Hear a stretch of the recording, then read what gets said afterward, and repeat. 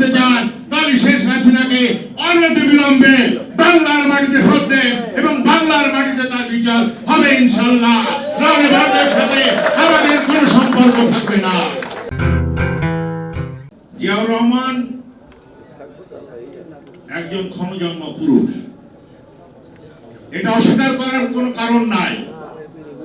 এই জিয়াউর রহমান নিজের স্ত্রী নিজের সন্তানকে বিপদে ফেলে রেখে বাংলাদেশের স্বাধীনতার ঘোষণা করেছিল।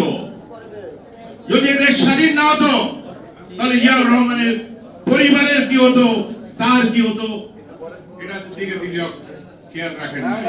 তিনি রেখেছেন, যুদ্ধ ঘোষণা করেছেন, যুদ্ধ করেছেন, দেশকে স্বাধীন করেছেন এবং দেশের মানচিত্র পৃথিবীর বুকে তিনি তুলে ধরেছেন।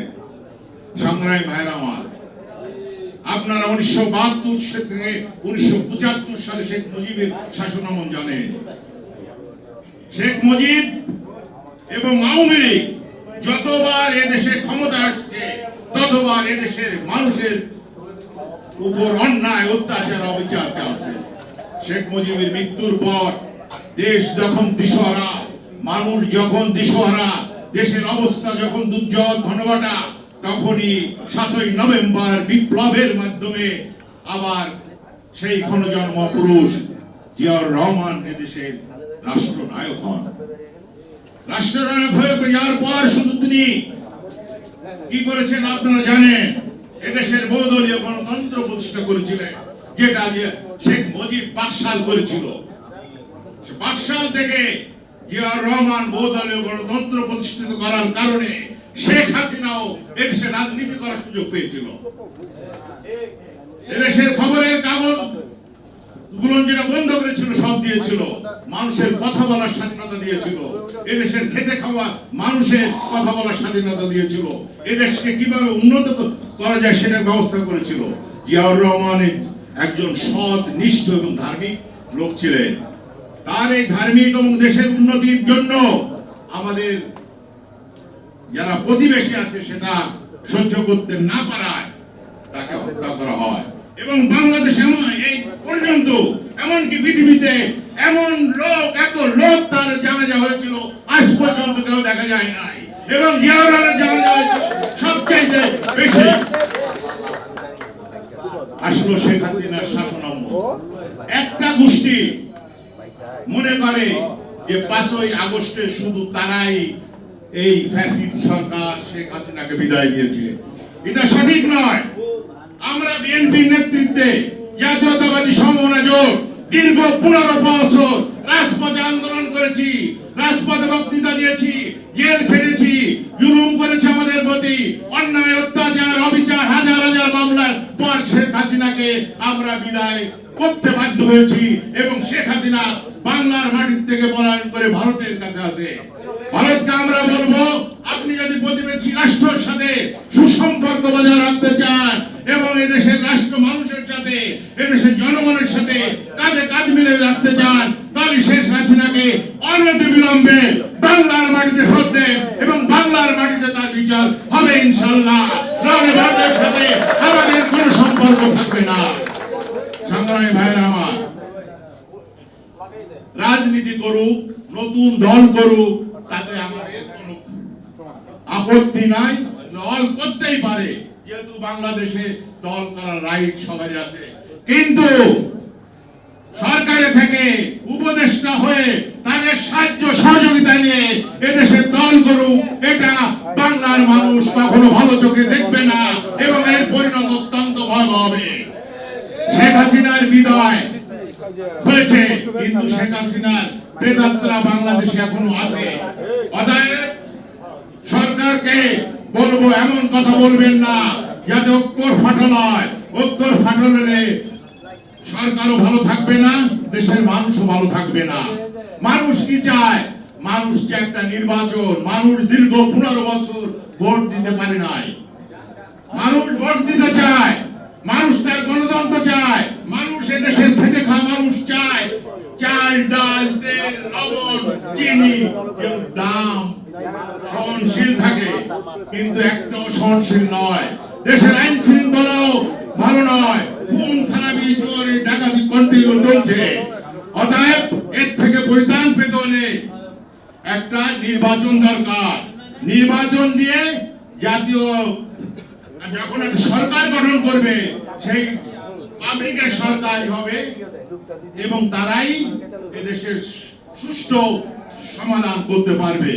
কিন্তু আমরা ইদানিং দেখছি কি সংস্কার সংস্কার আর সংস্কার। আরে সংস্কার তো গ্রামের লোকজন কিছুই বোঝে না। সংস্কারের নামে সময় কালক্ষেপণ করবেন না। অনতিবিলম্বে নির্বাচন দিন, নির্বাচিত সরকার পার্লামেন্টে বসুক এবং সরকার গঠন করুক। দেখবেন অতি তাড়াতাড়ি বাংলাদেশের অর্ধেক সমস্যা সমাধান হবে। আর যদি এটা নিয়ে কালক্ষেপণ করেন এই দেশের বাংলার মানুষকে নিয়ে বেশি দিন ধরে রাখতে পারবেন না, হয়তো আবার আন্দোলনে যাবে। আমরা চাই ডক্টর ইউনূস অত্যন্ত সম্মানিত লোক, বিশ্বে তার যথেষ্ট সুনাম আছে এবং আমাদেরও আমরা তাকে অত্যন্ত পছন্দ করি। তাকে আমরা এখনো সাপোর্ট দিয়ে যাচ্ছি। তিনার কাছে আমাদের অনুরোধ থাকবে আপনি নির্বাচন দিন, সময় ডিক্লেয়ার করুন এবং নির্বাচন দিয়ে আপনি বিদায় নিন। আমরা আপনাকে সসম্মানে বিদায় দিব অথবা রাষ্ট্রের একটা উচ্চ পর্যায়ে রাখার চিন্তা করব, যাতে আপনি ভালো থাকেন, আমরাও ভালো থাকি, দেশের মানুষ ভালো থাকে। আমি বেশি কথা বলবো না। আপনারা কথা শোনার জন্য আমাদের প্রধান অতিথি জন্য আছেন, তিনি বক্তৃতা দেবেন। খুদা হাফেজ। বাংলাদেশ জিন্দাবাদ। ন্যাশনাল পিপুলস পার্টি জিন্দাবাদ।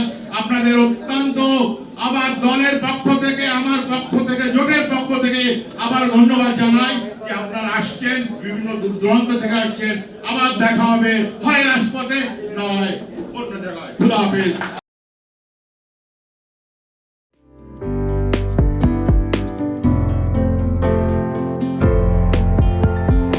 পহেলা জানুয়ারি 2025 ইউটিউব জার্নালিজমের অগ্রদূত changeTV.press 6 বছর পেরিয়ে পা রাখল গর্বিত সাথে। চেঞ্জ টিভি আমার খুবই প্রিয় একটা অনলাইন একটা গণমাধ্যম। আমি মনে হয় অসংখ্য কর্মসূচি করেছি, অনেক বক্তব্য দিয়েছি। আমার বা আমাদের পার্টির এবং আমাদের মঞ্চের অসংখ্য বক্তব্য বিবৃতি তারা নিয়েছেন। আমার নামই মনে করি বাংলাদেশে রাজনৈতিক, সামাজিক, সাংস্কৃতিক, বুদ্ধিবৃত্তিক জগতেরও যারা আছেন, চেঞ্জ টিভি চেষ্টা করেছে সবার বক্তব্য নিয়ে আসার জন্য। আমাদের দুর্দিনে চেঞ্জ টিভি আমাদের সাথে ছিল। যখন প্রবল প্রতিকূল সময় আমরা পার করছি, বৈরী সময় পার করছি, আর মেইন স্ট্রিম বড় বড় মিডিয়া যখন আমাদের বক্তব্য দিতে ভয় পেত, সংকোচ করত, দিত না, এডিট করত, চেঞ্জ টিভি তখন সাহসের পরিচয় দিয়ে একটা সময়ের কণ্ঠস্বর হিসাবে আমার নিজের বক্তব্য বা অনেকেরই, অসংখ্য মানুষের বক্তব্য, কণ্ঠস্বরকে তারা সামনে নিয়ে আসছেন। চেঞ্জ টিভি একটা ঐতিহাসিক গুরুত্বপূর্ণ দায়িত্ব পালন করেছেন। এই জন্য তাদেরকে আমি 6 বছর পূর্তিতে উষ্ণ অভিনন্দন জানাই, ধন্যবাদ জানাই, রক্তিম শুভেচ্ছা জানাই। এবার অভ্যুত্থানের পরে যে নতুন যাত্রা আমি দেখতে চাইব, চেঞ্জ টিভি আরও এটার ব্যাপ্তি বাড়বে, প্রসারিত হবে। চেঞ্জ টিভি সচেতন লক্ষ লক্ষ পাঠক শ্রোতাদের মনোযোগ আকর্ষণ করেছে। ভবিষ্যতে এটা একটা জনপ্রিয় গণমাধ্যম হবে, যে গণমাধ্যম সত্য, ন্যায় পথে হাঁটবে এবং সেই গণমাধ্যম একটা নৈতিক একটা মান তারা বজায় রাখবেন এবং একটা পেশাদারি সাংবাদিকতার পরিচয় দিয়ে বাংলাদেশ এখন যে চ্যালেঞ্জের মুখোমুখি, আমরা একটা প্রচণ্ড উত্তরণকালীন গুরুত্বপূর্ণ সময় পার করছি। এই সময় চেঞ্জ টিভি আমাদের সাথে পথ চলবে, আমাদের গণতন্ত্রের অভিযাত্রার পথে হাঁটবে। আমি এই প্রত্যাশা করি। আমি চেঞ্জ টিভির যিনি প্রধান কাণ্ডারি আমিরুল মোমিনিন মানিক, আমি তাকে উষ্ণ অভিনন্দন জানাই। আমার অনুজ প্রতিম মানুষ, তিনি অসাধারণ সৃজনশীল মানুষ, উদ্যোক্তা মানুষ, তিনি একজন কর্মবীর, তাকে আমি শুভেচ্ছা জানাই। এবং আলী সহ এই পর্যন্ত চেঞ্জ টিভির যারা এর সঙ্গে যুক্ত আছেন, যে টিমে যারা যুক্ত আছেন, সাংবাদিক, কলাকুশলী, সবাইকে আমি এবং আপনারা যারা চেঞ্জ টিভির ভক্ত, শ্রোতা, অনুসারী, আপনাদের জন্য আমার উষ্ণ অভিনন্দন, উষ্ণ শুভেচ্ছা। আশা করি আপনাদের যাত্রাটা আগামী দিনে আরও আনন্দদায়ক হবে, সফল হবে। বাংলাদেশের গণতান্ত্রিক অভিযাত্রার পথেও চেঞ্জ টিভি হাঁটতেই থাকবে। changeTV.press, এক ফোঁটা হলুদও নেই।